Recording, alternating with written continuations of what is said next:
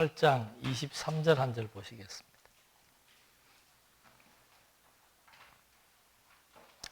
열왕기상 8장 23절. 이르되 이스라엘의 하나님 여호와여, 위로 하늘과 아래로 땅에 주와 같은 신이 없나이다. 주께서는 온 마음으로 주의 앞에서 행하는 종들에게 언약을 지키시고 은혜를 베푸시나이다.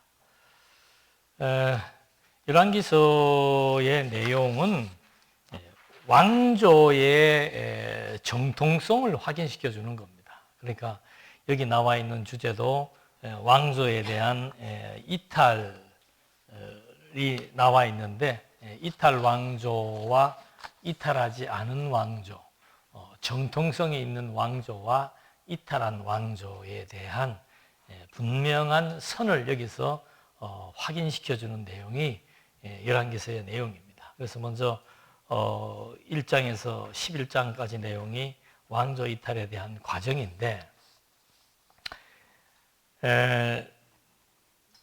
그 왕조가 이탈하는 그 과정을 통해서 무엇을 보여주려고 하는가? 그게 이제 이탈했다는 것은 이탈하지 않은 왕조가 있다는 거죠. 그래서 이탈하지 않은 왕조,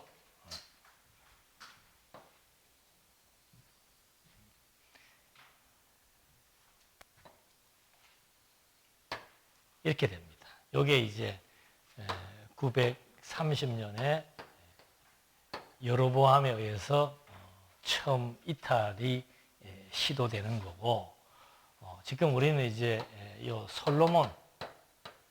솔로몬에 대한 이제 내용으로부터 열왕기서가 전개가 됩니다. 그리고 사무엘서는 다윗의 역사고, 열왕기서는 이제 솔로몬 그리고 그 이후의 왕조들의 역사인데, 역대 열왕기서 제일 앞부분에 무슨 내용이 나옵니까? 1장을 보면은 다윗이 등장을 하죠. 그러니까 지금 이제 오후 시간에 하는 공부는 요약 강의입니다. 그렇기 때문에 열왕기서 내용이 이렇게 쭉 다 읽어나가면서 하는 게 아니고, 중요한 내용들에 대한 것들을 통해서 무엇을 말하려고 하는지를 확인하는 겁니다. 다윗이 여기에 나오는데, 다윗이 나오는 이유가 뭘까요? 바로 솔로몬으로부터 시작을 해도 됩니다. 솔로몬이 왕이 되고 나라를 세워나가는 것으로부터 시작해도 되는데, 여기에 다윗이 나오는 이유는 뭔가? 다윗이, 즉 솔로몬의 왕권이 누구로부터 주어진 거예요? 다윗으로부터 주어진 거예요. 솔로몬의 왕권은 다윗으로부터 주어졌기 때문에 이 처음으로 왕권이 계승되는, 이양되는 역사가 이 유대 역사의 처음이에요. 다윗이 왕이 되었다가 그 다음 아들에게 왕권이 이어지는 게 처음이란 말입니다. 그래서 이건 굉장히 중요한 의미가 있는데, 다윗에게서 솔로몬으로 왕권이 이양됨을 통해서 이 왕조는 정통성이 있음을 여기서 밝혀주는 겁니다. 그러니까 분열되기 이전에는 이 왕조가 어째서 정통성이 있는가, 이걸 확인시켜 주는 거예요. 그래서 다윗이 정통성이 있는 이유는, 왜 솔로몬이 정통성이 있는 겁니까? 다윗이 솔로몬을 지명했죠. 그러니까 솔로몬의 이름이 뭐예요? 사랑하심을 입은 자입니다. 하나님께 사랑하심을 입은 자예요. 그러니까 다윗이 솔로몬을 지명해서 그 지명한 대로 솔로몬이 왕이 되는데, 솔로몬이 왕이 되기 전에 누가 먼저 등장을 합니까? 아도니아가 등장을 합니다. 근데 아도니아와 솔로몬의 차이는 뭐예요?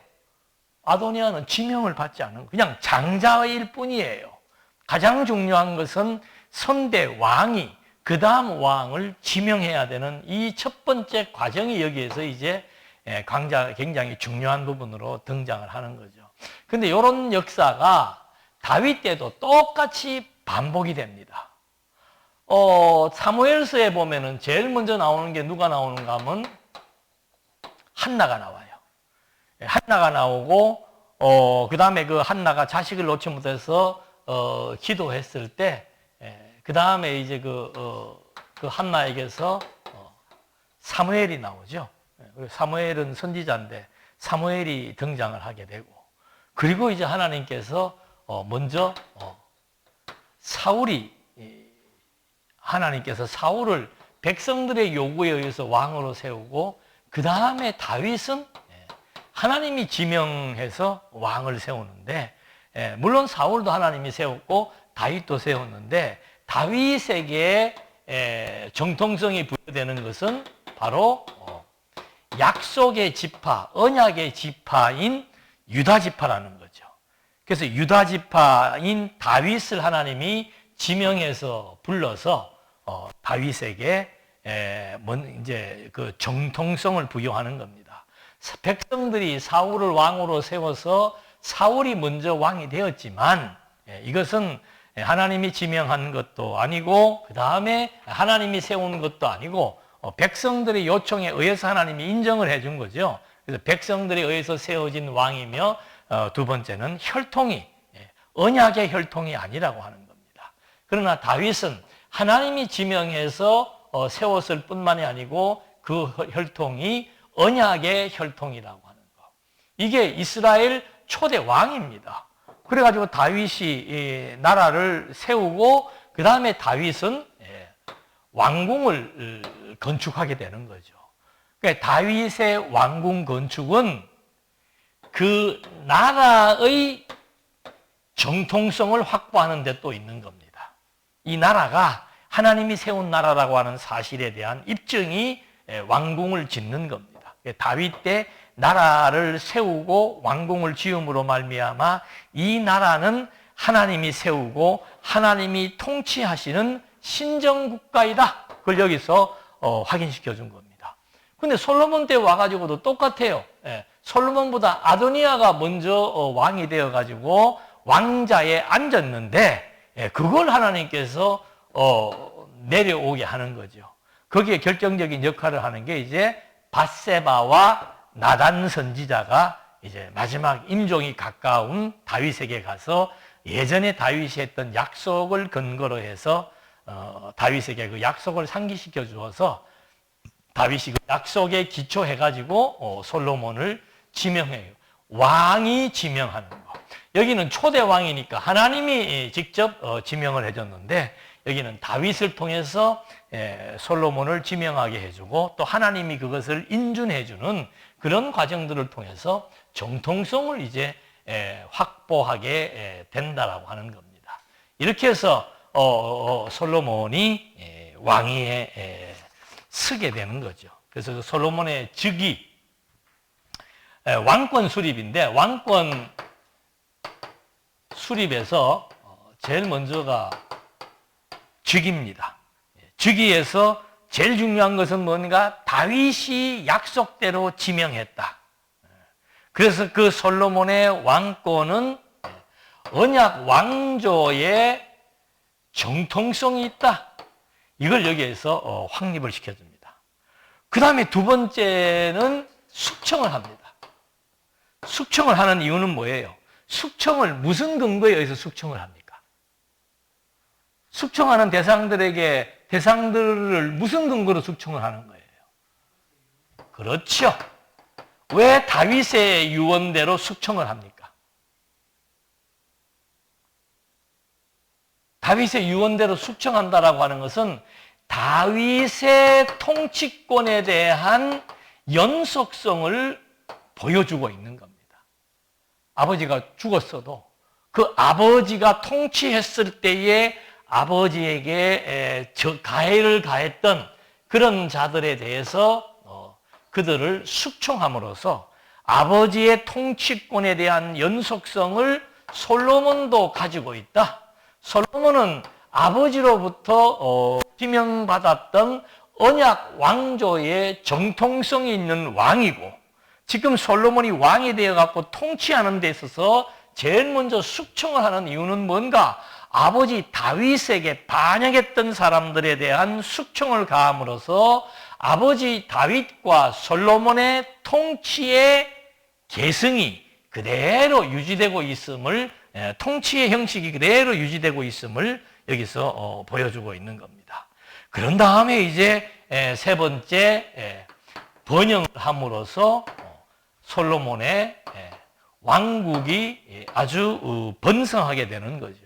이렇게 해서 결국 이 다윗과 솔로몬에게 제일 중요한 것이 뭔가? 하나님이 다스리는 신정 통치라고 하는 이것이 이제 핵심적인 왕조 시대에 대한 의미로 부각이 되고 있는 거죠. 그러니까 이 열왕기서에 대한 아주 그 처음 출발에 있어서 중요한 점은 뭔가 하면은 솔로몬의 왕권이 정통성이 있는가? 아도니아는 왜 정통성이 없는가? 아도니아는 다윗의 장자인데 왜 정통성이 없는가? 지명권이죠, 지명. 아버지의 지명권. 그 아버지의 지명권에 의해서 그리고 이미 솔로몬을 하나님은 하나님의 사랑하심을 입은 자라고 이미 이름을 통해서도 약속을 해주고, 그래서 그런 것이 이제 솔로몬의 왕권에 대한 정통성을 확보를 했고, 그 다음에 통치가 다윗 때로부터, 아버지 때로부터 솔로몬 때까지 그 통치는 계속해서 이어지고 있다. 아버지에 대한 반역자들을 솔로몬이 그대로 그들을 숙청함으로써 아버지와 같은 선상에서 통치하고 있다. 우리는 보통 그렇게 하지 않습니다. 내가 지금 통치자가 되면은 내 앞에 했던 통치자와의 관계를 끊어버리려고 하죠. 그래서 모든 내각도 그냥 아버지와 상관없는 사람들. 근데 솔로몬은 내각을 구성할 때 전부 아버지하고 관련된 사람들 다 세웁니다. 이것이 바로 통치의 연속성이죠. 일반 통치 형태하고는 다른 겁니다. 그렇게 해서 이 숙청 과정을 통해서도 통치가 연속적으로 이어지고 있음을 확인시켜줘. 언약의 정통성을 지닌 왕의 통치는 다윗 솔로몬으로 계속해서 계승되고 있고, 그 계승된 그 나라는 하나님이 통치하시는 신정국가라고 하는 사실을 이제 세 번째에서 보여주고 있는 겁니다. 그렇게 신정국가가 형성되고 나니까 이제 두 번째 뭘 해야 됩니까? 왕권이라고 하는 것은 국가예요. 국가. 신정국가가 이제 세워지고 나니까 아브라함에게 하나님이 나라를 세워준다고 약속을 하고, 모세 때 와서 그 나라가 어떻게 됩니까? 제사장 나라로 특성화되는 것처럼 이제 솔로몬에게 왕권이 수립되어지고 신정국가가 딱 세워지고 나니까 그 나라는 어떤 나라가 돼야 되는 거예요? 제사장 나라 이 말입니다. 그래서 거기에서도 성전을 건축하는 작업이 주어지게 되는 겁니다. 그러니까 똑같아요. 앞에 그 모세 때하고도 똑같습니다. 이 민족들이 광야에 모여졌을 때 이제 이 민족들을 제사장 나라로 규정해주고, 그 제사장 나라를 유지하기 위해서 성막을 짓는 작업이 출애굽기에 후반부에 거의 한 16장 정도로 나오고 있죠. 그러니까 40장에서 16장 정도의 분량이 성막 건축하는 것으로 나옵니다. 왜? 그 나라는 하나님이 세워주신 선민의 나라는 바로 제사장 나라, 하나님하고 직접적으로 연관되어 있는 하나님의 통치를 받는 바로 제사장 나라이기 때문에 여기에는 성전이 필요한 것이 너무도 당연하게 되는 겁니다. 그래서 성전 건축을 이제 이 성전 건축이 준비, 두 번째 준공, 세 번째 준공되고 난 다음에 솔로몬의 기도가 나오게 되지요. 성전 건축. 네? 그건 뭐 준공이 같이 들어가는 거고. 저렇게 이제 구분이 되게 됩니다. 그래서 성전을 건축하는 것에 대한 그 중요성, 이거는 뭐 말로 더 이상 뭐 얘기를 안 해도 되지요. 모세 때 제사장 나라 성막 건축을 했고, 그 다음에 솔로몬 때 와가지고 성전을 건축하게 되고, 그 그래서 이스라엘의 역사는 성전 중심의 역사라고 하는 거. 그래서 이것도 반복되는 것 같아요. 아브라함에게 나라, 그 다음에 모세에게 제사장 나라 해가지고 성막 건축한 것처럼 다윗 때에 나라 창건하고 솔로몬 때에 성전 건축을 해서 제사장 나라를 그대로 유지해 나가는 것과 같은 이제 그런 내용이 되겠습니다. 그래서 예수님도 이 땅에 오셔가지고 죽음에서 부활하사 성전을 건축하는 거죠. 생명의 성전, 실체적인 성전. 자, 이런 맥락에서 한번 성전 건축에 대한 준비 과정을 이제 5장에 나타나게 있는데, 이거 이제 뭐 말 그대로 여호와께서 성전을 건축하시는데 그 준비의 핵심은 뭔가? 이 성전을 왜 건축하는 겁니까? 여호와의 이름을 위하여 건축하는 겁니다. 성전을 솔로몬으로 하여금 건축하게 하는 이유는 여호와의 이름을 위해 건축하는 겁니다. 이것이 왜 여호와의 이름을 위하여 건축하는 건가? 하나님께서 이미 이제 모세 때는 임시지만은 천막으로 성막을 짓게 했죠. 그래서 이 성막이라고 하는 것, 성전이라고 하는 것은 하나님의 약속의 장소입니다. 하나님이 이스라엘 백성들과 맺은 약속을 이루는 장소예요. 그 다음에 두 번째는 그 약속을 위해서 하나님이 임재하시는 장소입니다. 그리고 세 번째는 그 하나님의 백성들의 죄를 사해주는 구속의 장소가 되는 거죠. 이게 전부 다 왜 이렇게 하시는 이유는 이 백성들은 하나님의 아들, 하나님의 장자로서 아브라함 때부터 언약했던 하나님의 아들이기 때문에 하나님과 아들과의 관계가 바로 이 성막을 통해서 유지되어진다는 사실들을 통하여 바로 이 성막은 여호와, 약속을 이루시는 여호와의 이름을 위해서, 하나님은 약속을 이루시는 분이다, 이걸 알게 하고 증거해 주는 것이 뭔가? 그게 성전이에요. 그래서 거기 하나님의 약속대로 하나님의 아들들, 하나님의 백성이니까 하나님이 약속대로 성전을 통해서 약속을 이루어 나가시고, 하나님이 성전에 임재해서 자기 백성들을 다스려 나가시고, 하나님의 백성들의 죄와 사망 가운데서 제사를 통해서 그들의 생명을 구속하시는, 이게 바로 여호와의 이름을 위해서 필요한 성전에 대한 용도가, 이런 용도로부터 시작된 준비가 이루어지게 되는 거죠. 그래서 이미 솔로몬이 이제 그 번영을 하면서, 앞에 그 제일 마지막에 이 번영이 나왔죠.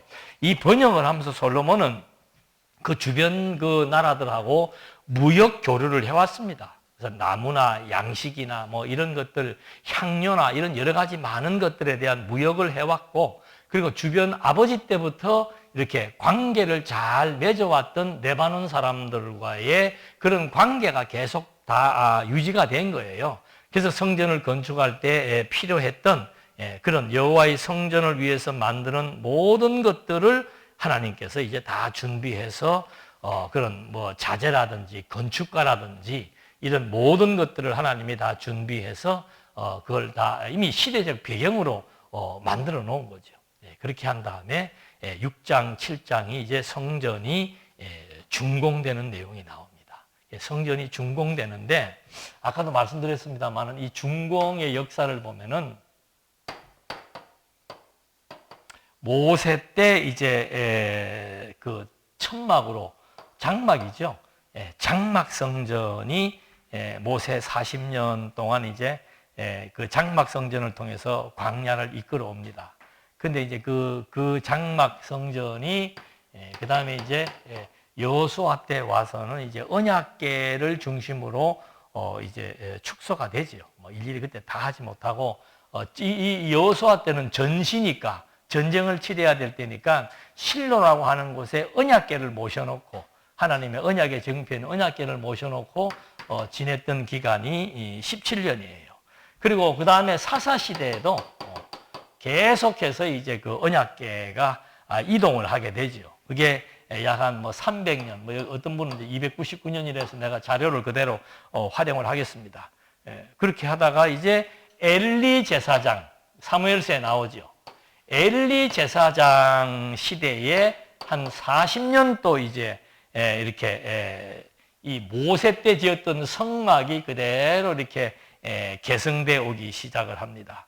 그 다음에 이제 사무엘과 사울 시대 40년 동안 이제 또 언약궤가 이리 왔다 저리 왔다 하면서 이제 이동을 하다가 다윗 때 다윗이 왕이 되고 나서 그 언약궤를 왕궁으로 모셔오게 되는 거죠.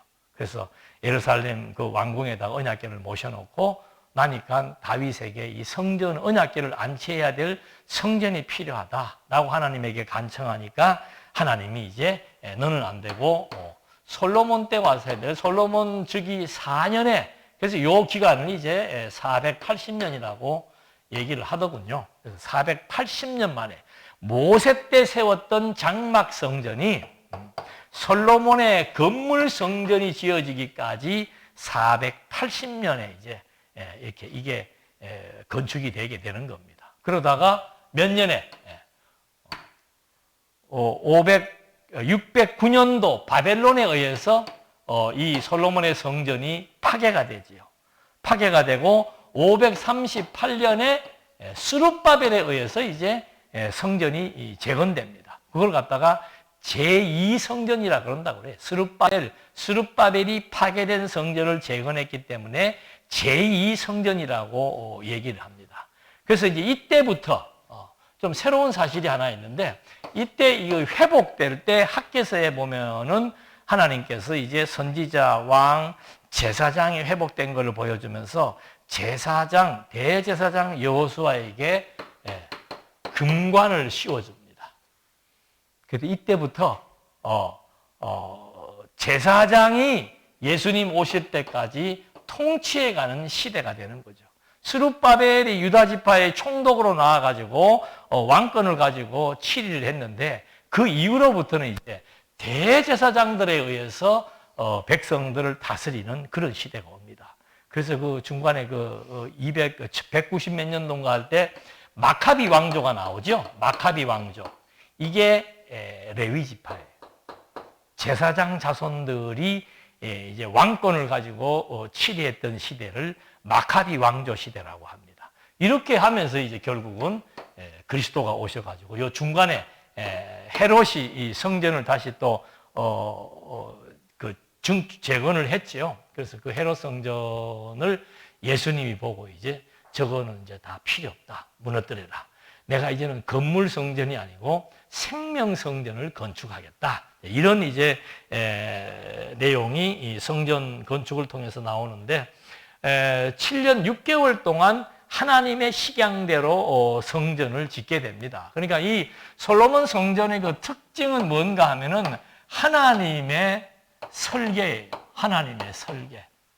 하나님의 설계대로 짓는다. 그리고 두 번째는 이 성전이 전부 다 연결되어 있습니다.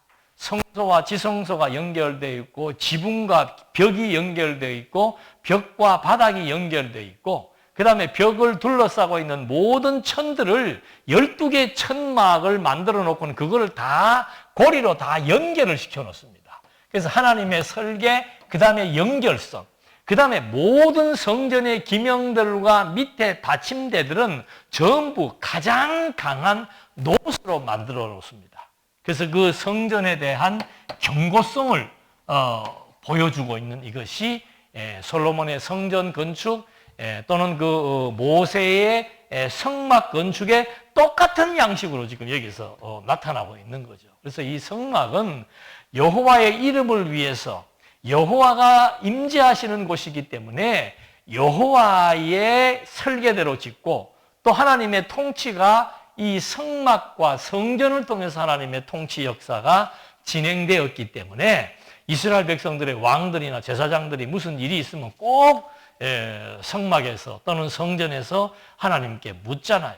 그래서 이 성막은 하나님의 통치 형식에 집행되는 곳이고 또 하나님이 임재하시는 곳이기 때문에 하나님의 설계에 의해서, 그리고 이 성막이 하나로 연결된 것처럼 하나님과 이스라엘 백성들은 뗄래야 뗄 수 없는 유기적인 생명의 관계로 연결되어 있다. 그리고 이 성전은 절대 무너지지 않도록 하나님께서 견고한 노수로 만들어서 하나님과 이스라엘 백성들의 관계는 견고한 관계라고 하는 사실, 하나님의 언약은 견고하다는 사실을 여기서 보여주고 있는 거죠. 똑같습니다. 예수님이 이 땅에 오셔가지고도 아버지요, 내 뜻대로 마옵시고 아버지의 뜻대로 하옵시며, 내가 죽는 것도 내가 부활하는 것도 아버지의 뜻이라고 얘기하죠.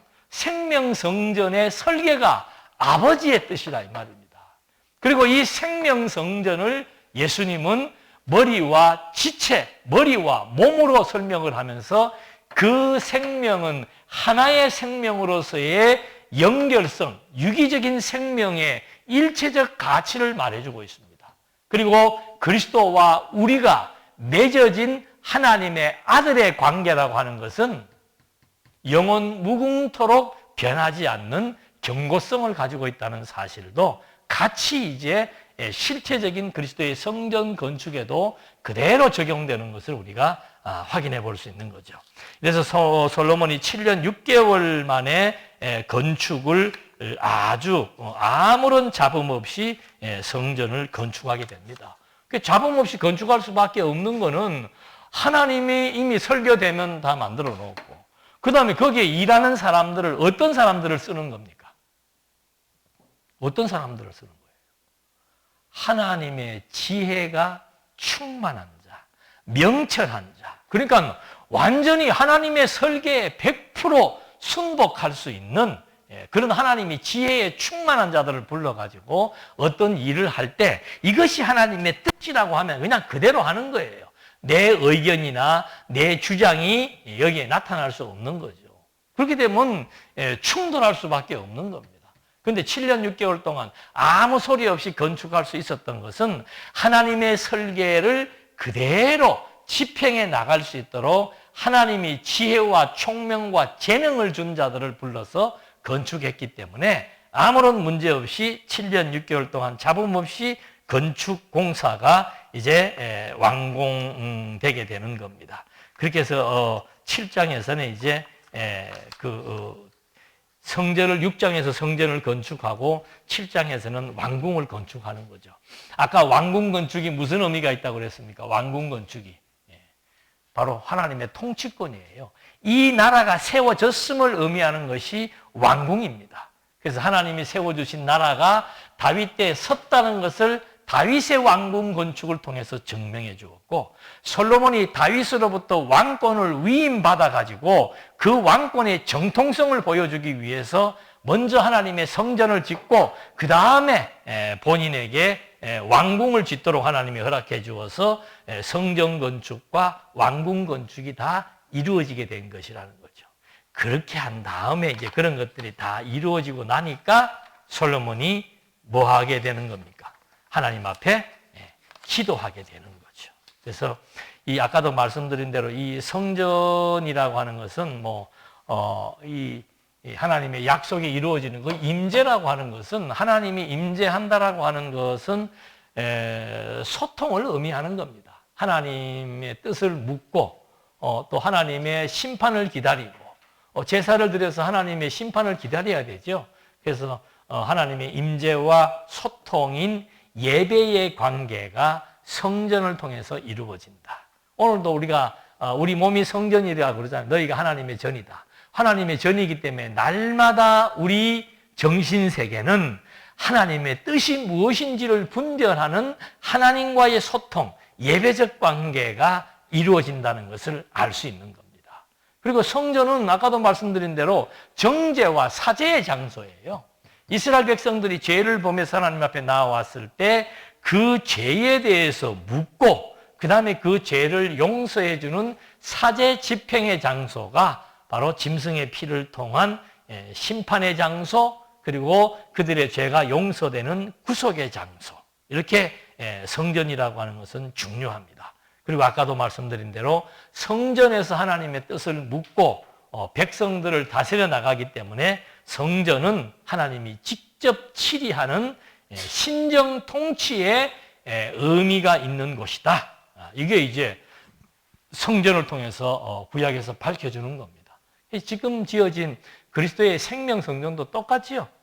하나님의 임재와 소통, 영적 예배의 의미를 갖고 있고, 그 다음에 이 성전이라고 하는 것은 그리스도의 정죄와 사죄를 통해서 생명을 얻게 된 것이 바로 실체적인 성전이고, 그 다음에 이 성전이 머리 대신 그리스도의 다스림을 받는 신정 통치의 장소이며, 바로 뗄래야 뗄 수 없는 하나님과 생명, 일체적 생명의 관계에 있고, 그 하나님의 아들의 관계는, 아들의 신분은 영원 불변한 신분이라고 하는 사실을 확인시켜주는 아주 중요한 성전의 의미가 있습니다.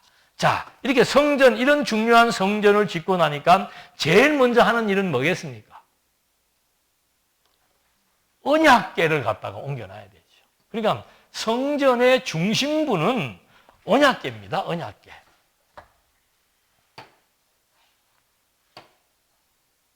여기가 동쪽에 문이 있고, 여기에 이제 큰 번제단이 있죠. 짐승을 잡는 번제단인데, 여기에 물두멍이 있어서 대제사장들이, 지금 그 모세도 이 성전이 다 완공되었을 때 이 물두멍에서 몸을 다 씻습니다. 다 씻고 아론에게 위임을 해주지요. 제일 처음 세워지는 대제사장이 아론이에요. 그래서 아론 지파라고 하는 겁니다. 성전이 완공되기 전까지는 모세가 이제 모든 걸 다 집행해 왔는데, 성전이 완공되고 나서 모세가 모욕을 하고 거룩한 몸으로서 이제 아론에게 기름을 붓고 아론에게 안수하면서 아론에게 이 이제 모든 사역을 위임하는 위임식을 거행하게 되는 겁니다. 그래서 대제사장이 이제 여기를 다 집례하게 되는 거죠. 여기 이제 짐승을 잡는 번제단이 있고, 짐승을 누가 잡겠습니까? 대제사장이 잡겠습니까? 짐승을 가져온 사람이 잡겠습니까? 짐승을 가져온 사람이 잡아요. 제사장은 피만 가져갑니다. 제사장이 무슨 하루에 수십 마리 짐승을 잡는데, 여러분 그 소 한 마리 잡는 게 그게 얼마나 힘든 일인데, 그 짐승에게 죄를 전가하고 그 짐승을 해체하면서 죄인이 자기의 죄를 철저하게 깨닫도록 하나님이 섭리해 나가는 과정이지요.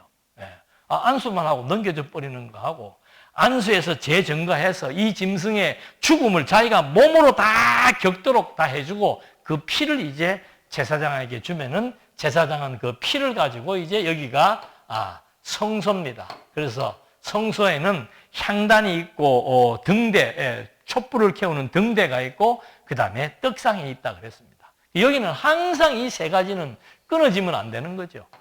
하나님과의 교제를 의미하는 거기 때문에 지성소에 있는 떡과 진설병입니다. 떡과 향불과 등불은 꺼지면 안 되는 겁니다. 그리고 이제 1년에 한 번씩 여기에 들어가는데, 여기에는 이제 뭐가 있는가 하면은 언약궤라고, 그래서 하나님이 특별히 금으로 그냥 다 입혀놓은 궤, 그 궤를 속죄소라고 얘기도 하고 시은소라고 얘기도 합니다. 하나님이 은혜를, 시혜를 베푸는 곳이다 그래가지고 시은소라고 얘기를 하고, 백성들의 죄가 용서되는 곳이라고 해서 속죄소라고 하기도 하고, 그 궤 이름을 언약궤라 그러는 거죠. 무슨 언약을 했는가? 아까 말씀드린 대로 그 언약을 한 거예요. 나는 너희의 하나님이 되고 너희는 내 아들이고 내가 영원히 너희와의 관계를 맺겠다. 그리고 너희는 나에게 제사를 드림으로써 늘 생명을 보존하게 되는, 그리고 하나님의 뜻을 물어서 정치하게 되는 신정국가임을 확인시켜주는 그런 하나님의 언약. 그러니까 이 민족의 정체성은 언약에 있다라고 하는 사실을 확인시켜주는 거죠. 누구와의 언약? 하나님이 우리 열조 아브라함과 이삭과 야곱에게 언약하신 대로 이 민족이 애굽에서 400년 종살이를 하다가 해방되었고, 그 해방되는 과정에서 이 백성들을 인도했던 지도자 모세, 그때 광야에서 하나님이 이 언약의 민족과 함께 역사했던 증거물들이 여기에 들어가 있다 이 말입니다. 그러니까 이 증거물들은 광야에서 먹었던 만나 항아리, 쌍난 지팡이, 그리고 두 돌판, 이건 하나님께서 이 백성과의 관계가 언약의 관계에 있음을 상기시켜주는 아브라함과 이삭과 야곱과 맺은 언약대로 이 백성을 하나님의 백성이라고 하는 사실, 하나님의 나라라고 하는 사실을 주지시키는 것이 이 세 가지의 물품들을 보관하는 언약궤 속에 있기 때문에 이스라엘 민족이 하나님의 언약 백성이라고 하는, 이스라엘 백성은 하나님의 아들이라고 하는 이 언약적 관계를 생각나게 해주는 언약궤, 이거는 가장 이스라엘 민족에게 소중한 물품이 되는 거죠. 그러니까 성전을 지어놓는데 언약궤가 없으면 이거는 완전히 앙코 없는 찐빵이에요. 그래서 솔로몬도 이 언약궤, 다윗도 왕궁을 짓자마자 언약궤부터 찾아서 환수해오는 것처럼 솔로몬도 성전을 건축하고 나서부터 언약궤를 옮겨오게 되는 겁니다. 그러면서 제사장들을 격려하는 그런 일들이 이제 솔로몬이 집행하게 되는 거죠. 모세가 아론 제사장을 세울 때 아론에게 모든 것을 다 위임해주고 기름을 부었던 것처럼 솔로몬 역시도 성전을 건축하고 나서 이 성전을 관리하고 성전에서 제사를 집행하는 제사장들을 격려하는 내용들이 나오고, 그 다음에 백성들을 교육하는 내용이 나오죠. 그러니까 성전 건물 자체가 중요한 게 아니에요. 이 성전 안에 언약궤가 있다. 이 언약궤가 가지고 있는 의미가 무엇인가? 이 성전이 가지고 있는 의미가 무엇인가? 그리고 이 성전에서 가장 중요한 일을 하게 되는 제사장들을 먼저 격려해주고, 그 다음에 솔로몬이 온 백성들을 모아놓고 이 성전과 언약궤 그리고 하나님과의 관계적 의미를 설명하는 것이 이제 마지막 대목이 되는 거죠. 모세도 그래요. 모세도 이 장막을 다 건축하고 난 다음에 백성들 앞에서 아론에게 기름을 붓고 위임식을 행하고 난 다음에 하나님의 율법을 낭독하면서 우리가 어떻게 애굽에서 번성했고 어떻게 애굽에서 해방되었으며 우리의 정체성은 무엇인지를 다시 한 번 더 백성들에게 교육해 준 것처럼 솔로몬도 똑같은 겁니다. 하나님의 백성들에게 제일 중요한 것은 뭔가? 정체성이에요. 나는 누구인가? 하나님 앞에서 나는 누구인가? 창세전부터 하나님이 나를 하나님의 아들로 지명하고 예정해서 하나님의 아들 삼았다는 사실을 죄와 사망의 종로로 하다가 그리스도로 말미암아 의와 생명을 얻게 됨으로써 다시 깨닫는 것이 뭔가? 하나님의 아들이라고 하는 사실. 그래서 하나님의 나라를 유업으로 받는다는 사실. 그래서 하나님의 나라에서 영원히 존재한다는 사실들을 깨닫게 해주는 것처럼 바로 지금 솔로몬도 이 성전을 건축하고 난 다음에 온 백성들을 다 모아놓고 그 백성들에게 역사, 성전 건축의 역사적 의미를 설명하는 겁니다. 그래서 이 성전은 아버지가 짓고 싶었는데 내 아버지 다윗이 지으려고 했는데 하나님께서 이제 아버지에게서는 왕국을 창건해 주셨고 나에게는 제사장 나라로서의 특성화되는 성전을 건축하게 해줬는데 이 성전은 바로 여호와의 이름을 위하여 건축한 것이다. 하나님은 사람의 손으로 지은 전에 계시지 않습니다. 우리가 비록 이 건물을 지어놓고 하나님이 여기 임재하신다라고 해서 하나님은 여기에 국한되시는 분이 아니고 온 우주와 만물을 지배하시는 만왕의 왕이심을 나중에 솔로몬도 고백하게 되잖아요. 그러한 성전의 의미를 이제 부여하면서 솔로몬이 그 기도하는 가운데서 마지막에 이제 신의 성품을 부각시키는 내용입니다. 그러니까 성전과 종교교육은 뗄래야 뗄 수 없는 거죠. 그때 솔로몬이 하는 얘기가 뭔가 하면은 아까도 읽어드린 대로 여호와여 위로 하늘과 아래로 땅에 주와 같으신 이가 없느니라. 하늘과 땅, 왜 하늘과 땅에 주와 같으신 이가 없는가? 하나님이 하늘과 땅을 창조하신 창조주이시다 이 말입니다. 뿐만 아니고 주께서는 온 마음으로 주의 앞에서 행하시는 종들에게 언약을 지키시고 은혜를 베푸시나이다. 하나님은 어떤 분이신가? 우주와 만물을 창조하신 창조주이시고 언약을 지키시고 은혜를 베푸시며 다윗에게 하신 말씀을 지키시는 여호와이십니다. 오늘 이 성전이 건축된 것이 바로 주의 입으로 말씀하신 것을 손으로 이루심이 오늘과 같음이니이다. 그게 솔로몬이 온 백성들 앞에 선포하는 거죠. 왜 오늘 오전에 한 거하고 이렇게 딱 똑같이 연결이 됩니까? 바울도 마찬가지 아닙니까? 생명성전, 하나님의 의로 말미암아 생명성전이 건축되었다고 말하면서 만물이 어디에서 나왔다? 주에게서 나왔다는 거예요. 창조주 하나님에 의해서 이 피조 만물들이 다 존재하고 생존하게 되었다는 사실을 말해주고 그 하나님의 언약대로 이 피조 세계가 섭리된다는 사실, 이걸 지금 우리는 그리스도의 죽음과 부활을 통한 하나님의 의의 역사를 통해서 다시 한 번 더 확인합니다라고 말하는 것과 똑같이 솔로몬은 비록 모형적이고 그림자적이지만은 건물 성전을 건축해 놓고 하늘과 땅 아래 하나님 같으신 분은 없습니다. 당신이야말로 창조주이십니다. 그리고 당신은 온 마음으로 언약을 지키시고 우리에게 은혜를 베푸시며 다윗과의 하신 말씀을 다 이루어서 오늘 말씀, 다윗에게 말씀하신 게 뭡니까? 솔로몬으로 통해서 성전을 건축해 주겠다고 약속한 거 아닙니까? 그 약속이 40년 만에 그대로 이루어졌음을 솔로몬과 온 백성들이 함께 눈으로 목도하면서 여호와 하나님을 찬송한 것처럼 우리는 그리스도를 눈으로 보고 손으로 만진 자라고 고백하며 생명성전의 주체이신 그리스도를 찬송하는 것과 같은 맥락 속에서 이해할 수 있었습니다. 다음 시간에는 성전 건축 다음에 나타나는 내용들에 대한 확인, 그걸 해보도록 하겠습니다. 이렇게 다 성전이 이제 건축되고 이제 왕권이 수립되어지는 내용들을 확인해 보도록 하겠습니다. 기도하시겠습니다.